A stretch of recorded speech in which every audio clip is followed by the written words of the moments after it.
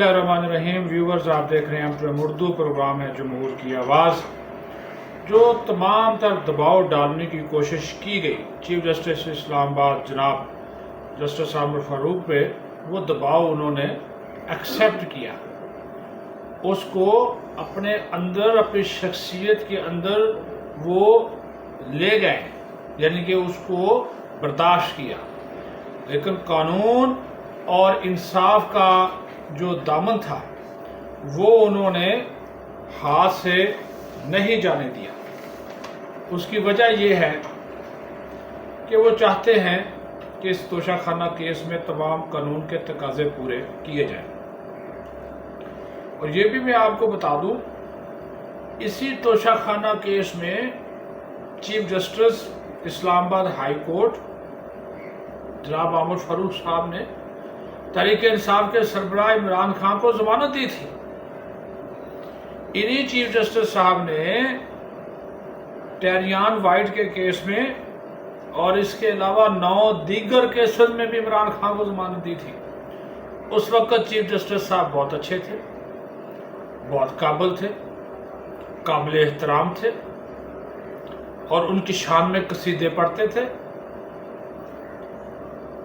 क्योंकि वो कानून और मेरिट के मुताबिक फैसले करते हैं। आज भी उन्होंने पूरा मौका दिया फ्री कैन के वकला को, दोनों तरफ के वकला को सुना, वक्त दिया, जितना वक्त मांगा उन्होंने मुखालिफ फरीक को भी और दिफाई फरीक को भी। क्या बात करें, कोई जल्दी नहीं है।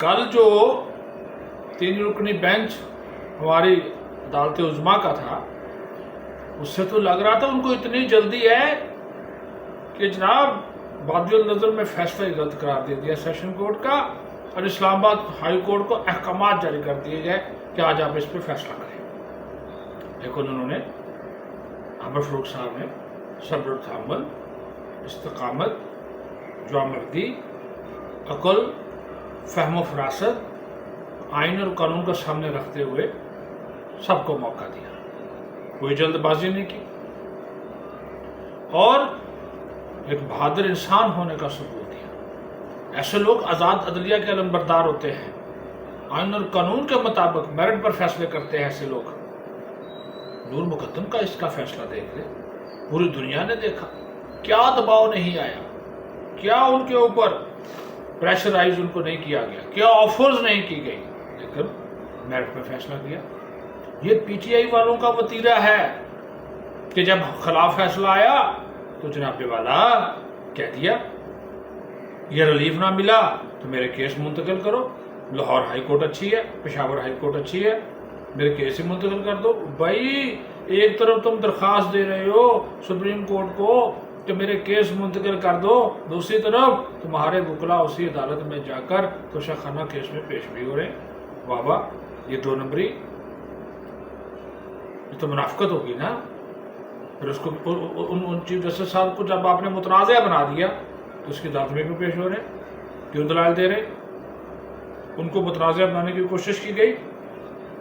चीफ जस्टिस साहब पूरी कौम की नजरें आप पर है, बगैर दबाव का फैसला थे, बगैर दबाव के, मेरिट पर, कानून और आइन को सामने रखकर फैसला थे। क्योंकि ये एक ऐसे शख्स का फैसला है जो मुजरम अटक जेल में कैद है, जो 9 मई जैसे संगीन वाकयात में मुलव्वस है, और क्या इनको ऑफर्स नहीं की गई। बंद कमरों में दोस्तों के जरिए क्या ऑफर्स नहीं की गई, लेकिन एक्सेप्ट नहीं की। आइन और कानून और आज़ाद अदलिया के अलमबरदार की हैसियत से खड़े रहे और खड़े रहेंगे, यही इनका तुर्रा इम्तियाज है। और जो एक सुप्रीम कोर्ट ने, बल्कि सुप्रीम कोर्ट ने नहीं, सुप्रीम कोर्ट के एक मुअज़्ज़ज़ बेंच ने इस्लामाबाद हाई कोर्ट को दबाव में लाने की कोशिश की, बिल्कुल नहीं आए। सुप्रीम कोर्ट को अपना डिसीजन तब्दील करना पड़ा कि हम कल से बात करेंगे या अगले हफ्ते करेंगे, क्योंकि यहाँ पे जब केस ख़त्म होगा तो ही जाएगा।